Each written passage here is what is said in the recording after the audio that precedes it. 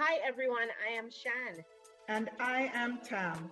This is the Real Talk Podcast. On this podcast, we have some candid conversations between us about love, family, faith, relationships, parenting, work-life balance, and everything in between. We will tackle these topics from the perspective of how they impact our daily lives. We invite you to not only listen, but interact with us and our guests as we have some real talk. Shan and Tam fam, welcome back to another episode of Real Talk with Shan and Tam. Today, we're going to be talking about an interesting topic from a sermon that we heard on this past week. Yes. And it is about Plato's cave. This was the first time that I was hearing this concept. And in fact, as I was listening to the sermon, Shan, my eldest, Julia, said to me, she's like, oh, yes, I read that book. I guess she read it as a part of her literature requirements. For school. Yeah, for school. So the idea around it is interesting. So this is what it's about. So this concept was put forward by Plato, who, as we know, is a philosopher and a student of Socrates, right? And what it's called the Allegory of Plato's cave. Okay. And the term allegory, or that concept, is one that talks about, it tells a story where the story represents a larger picture about society or human nature. All right? So keep that point in mind. Okay. So this happens through the telling of a simple story. Yes. Giving the idea of a larger picture about society or human nature. So here's the story now. So this story is about a group of people who were chained together in a cave, right? Okay. So they're chained together in a cave. They're facing a wall. Okay. Behind them is a fire, right? And in between the fire and them, behind them still, is a group of some puppets. And so the persons or whoever is manipulating the puppets, picture this now. These people are facing the wall, they're chained together, they can't move, they can't see behind them. All they can see is what is being reflected on the wall in front of them. Okay. Right? Yeah. And that's all they see for their entire lives. Okay? All right. So now think of the fact that now one of these people breaks free and they venture out of this cave. And as they exit the cave or go further away from where they were in this cave, they begin to see a light and they begin to see different things, right? Until they exit the cave and they see a whole other existence and world and things happening around them. All right. So now the idea is that, so this is what these philosophers, Plato and Socrates, Plato in particular, is now saying. Think about when this person, the one who broke free, comes back into the cave to tell the other two that are still chained, still facing forward, still only seeing the reflection of the shadows and the light, the reflections up from the fire and the what the puppets are doing and what have you, and telling them that, listen, this is not all there is. There's a whole other world outside there. There are other things happening. There are other people. Yeah. Right? But they were only seeing one perspective. They're only seeing one perspective. Yeah. So the idea is, what do you think these two would do to this other person? So Plato's like like their what do you call it now? Their ponderance, right? Like Yeah. Plato is saying they think eventually, because of the chaos and confusion that it might cause in the minds of the other people, that they could possibly even actually kill this one person who had gone out and come back to tell them what? A bunch of lie. A Yes. lie Yeah. you tell. Exactly. Nothing Exactly. else not out there, right? There's Real nothing talk. else that exists. It's just Yeah. what I see here in front of me. Me. So Isn't that something else? I thought it was so interesting when I heard that. And Yeah. what I was likening it to was I started to think about our lives, right? The fact that all we see is what we know. All we see is what we know. All we see is what we know. Yeah. All that we experience in our own existence is what we know. So now, how does that translate into how you relate to other people? Yeah. How you even judge other people? And how you look at the world, your And world. how you look at the world. And it's interesting you say that, Tam, because you're talking and I'm thinking about how I grew up and a community that I grew up in, right? And everybody was in the same situation. Everybody had to deal with some sort of situation which is the same: poverty, domestic violence. We're all immune to crime. Everybody was going through it. And you always hear some of the people in the community say, you know, I will never leave this. I will never live somewhere else. This is all I know, and I'm staying here. I'm gonna die here. And you wonder why. And I would wonder, I would wonder why. Because for me, even though I grew up in the garrison and I grew up in that situation, I was exposed to different things. So I went to school in a different area, and I had friends who lived a different lifestyle. So I got a taste of life outside a jungle. So I always wanted more from myself. I saw another perspective and another way of life. I never just stay in a jungle. Right. I went to a high school in one of the affluent communities, and you know, and I interacted with people outside a jungle. So for me, I never wanted to stay in jungle. But for some people, they're like, me not go nowhere. Where may I go? Me I stay here. So I'ma always wonder, but you know, want better for yourself. But that's the only perspective. Yeah. That's the only worldview that they know. That's the only worldview what they know. And the reverse can be true in terms of, I mean, okay, so you lived and existed in that situation, but now also think about people who don't come from that background and all they know is what they experience, which could be a different, better lifestyle, so to speak, and stuff. And what is their perception of other people who are now from those circumstances, for them to be thinking that, you know what, better, like, you know what, better for yourself, right?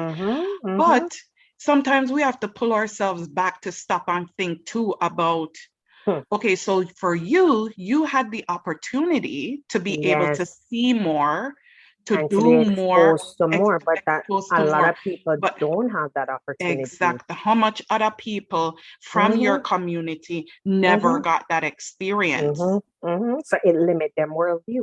Exactly. It limits them worldview about life and things that they need to do, and like a taste of different things. It limits them, right? Real talk. Real talk.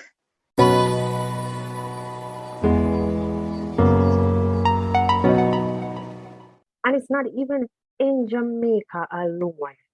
Even now in North America, you know how much people me know here say, me never left Scarborough, or me live in New York, me never go another state. And I'm thinking to myself, Shan, yes. something, honestly, when I hear people say that, I find it so interesting. Because for somebody who come from the Caribbean, me all over the place. Me always want to go somewhere to find somewhere new, to explore. Me can't understand how people say, oh, me live in Oshawa, I may never yet go over this. So, and in Canada, you know, me never go to Toronto. Me live in Oshawa all of my life. Me live in Durham region. Me not have no reason for go over there. So that don't make no sense to me. But say, I guess a part of that too is the fact that people's resources determine what they are actually able to do or how much they're able to think beyond where they are, right? And what their circumstances are. Because I found it strange too when I moved here, not even only when we come here, but because I traveled from I was younger too and was exposed to different people, life. Right? And when I went to the States, and you'd hear people say, I've never traveled outside of the States, or I've never gone on a plane. And I'm like, wow, me come from little Jamaica. Over the place. But there are millions of people in that. Them not have no passport, them not travel, them not do nothing. And then you think about, boy, mentally, we start about one thing and we just start like it just going at every other thing. Always. I know. Then you start thinking about your kids, because even when I think about my journey, even for the longest time as a single parent, and I've always said this to King, single mothers go through it and they struggle with in different aspects. But I said to him, your reality of life in terms of even financially, God placed me in a situation where I was able to stand on my own, right? I was able to provide for you, but that's not the reality for a lot of single parents where, resources are limited and like poverty and all of that. Because I remember as a single mother, me I travel with King out over the place. We are go on cruise, we are go Jamaica, we are go here, we are go there. Not because I'm a man with a gold spoon in my mouth, but it's the fact that I knew I wanted better. So I'm go to school, educate myself. I'm a push for do what I need for do, right? So it gave me that opportunity to do that. Yeah, you understand what I say? Yeah, of course. Yeah, I get it. So at the end of the day, because I saw something different, my perspective of life was different. I wanted a different perspective, but that's not the reality for many people. Right. Yeah. I was listening to actually one comedy special of this comedian that I follow on social media, and he was talking about his kids, the fact that he's like, this generation of kids are the most entitled set of people. No, they are very entitled. Right? But he was like, who made them so? We are the ones who made them so. Because every parent always want for their kids to do better and to give more than what they feel they have. Yes. But he was like, my job in life is to bring the lessons of my life, bring them and teach them to these kids, but leave the nonsense and the messy stuff behind. He used different words, but no one used that word up on the we program. You want bust out so much. Yeah, we know what bust out. But he was like, my job right now is to bring the lessons that I learned in life through to my kids, leave the messy stuff behind, and teach them the reality of not necessarily just what they see and what they have, but of what the experiences of so many other people around them that they don't see every day, and to give them a different kind of appreciation for life. Real talk.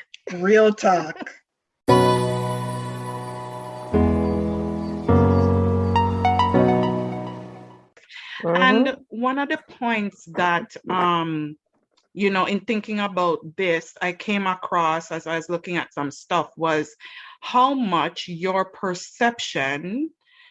own perception of life influences so many other parts of your life, right? I mean, to tell you. Your relationships, how you view yourself, how you view other people, just because of your own narrow perception, and just how anyways. Talking things, but No, we for feel real. tight.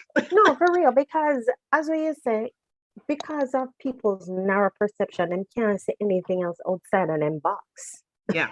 You know what I mean? So because of that, it also limits you from growing. Yes. It limits you from growing because you cannot see things outside of your box. And one of the things that I wanted to point out was that when we talk about broadening our view or perception or changing our perception of what reality is, which we should do because all that we see is not all that there is. One of the things it does is it opens your mind. You have to keep an open mind about life, about people, about experiences, you know, in trying to not just look at life through your limited lens. Exactly. That's all you see. Yeah, exactly. And you know what? You're saying that, and I remember something. Karun, one of my mentors, she was talking to me about a story, which I'm sure everybody has heard this story. You know, yeah, Priyotana cried to God for help. She said this man, he was on sea and crying out, praying to God for help. And he's like, God, send him something. But in his mind, he's perceiving that God would have sent help differently. And then God sent something else. He never go for the help. I think God sent 3 things. And then at the end, he was like, so how comes you never help me? And God was like, well, I send so much help for you and you never took it. So sometimes it's our own perception. Yeah. How we think things are supposed to happen or how we view certain situations. That limits us. That limits us. And another thing that I came across was the fact that, you know, because your perception can affect the quality of your life and your life's experiences. If you view things, so this was talking about the fact that for a lot of people, some people, like the world is made up of 2 set of people. Some people who see the glass half empty, and some people who see the glass half full. Right? But if you think about how you see it, so if you think that you're a half empty person, yeah, you know, what is your reality from that? It's that, oh, everything are doom and gloom, oh, this not gonna work out, or whatever. And then what is your life experience from that? We can't tell them pessimistic people, you know. Listen, them pessimistic people, you know, like them just suck out the energy. Suck out the life out of you. Watch my thoughts. Yeah. You can't tell them pessimistic people. It's like them not have nothing has it. Yeah, you know, some people are at work or some people in our life, like we interact with, it's like them just always look like them miserable. Like, oh, what do you wake up on the wrong side of the bed? Do not kill me today. Don't kill me. No. Them people, because of the people, sometimes I just say, listen, I am going to have a wonderful day, right? Yeah. I'm gonna have a wonderful day because like, do you feel happy constantly with like you embrace the misery and the sadness? Yeah. Like, what is that doing for your soul? Yeah, exactly. And that's the thing, the fact that when you look at it from that perspective, if all you're doing is looking at the negative side of things, your life experience is going to be filled with negativity, right? And so it's about changing that perspective. Me no say sometimes, only because I'm not the greatest risk taker, me sometimes I think about the gloom and doom portion. So I know. I know, but at least you know, wake up every day with that pessimistic mindset. Because at the end of the day, if you're that space, and what did I listen to the other day?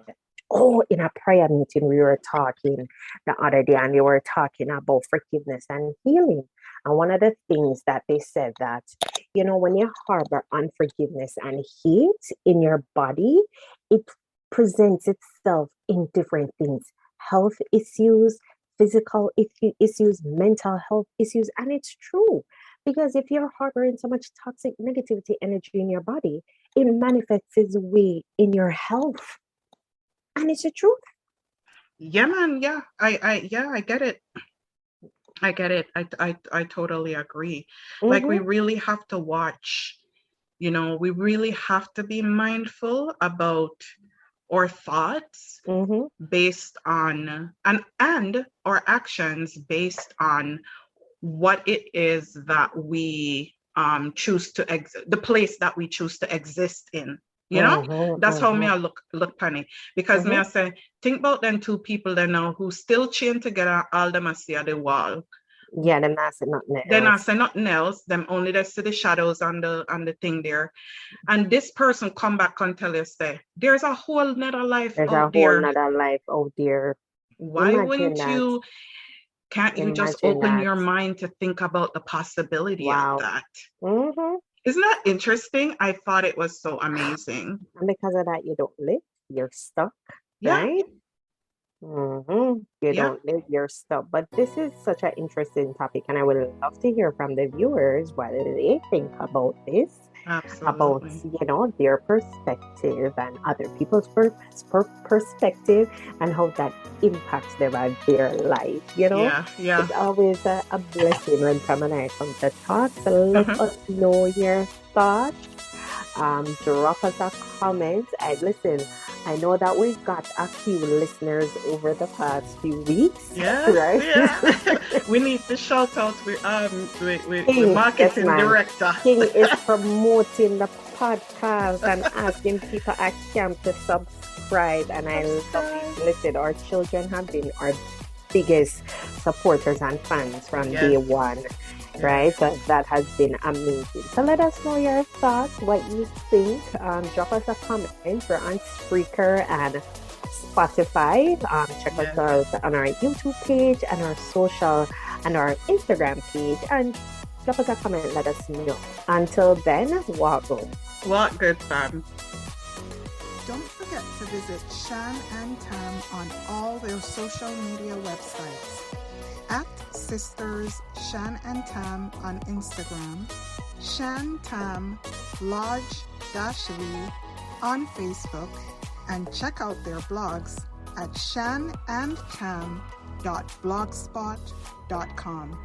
Tune in again next time on Real Talk.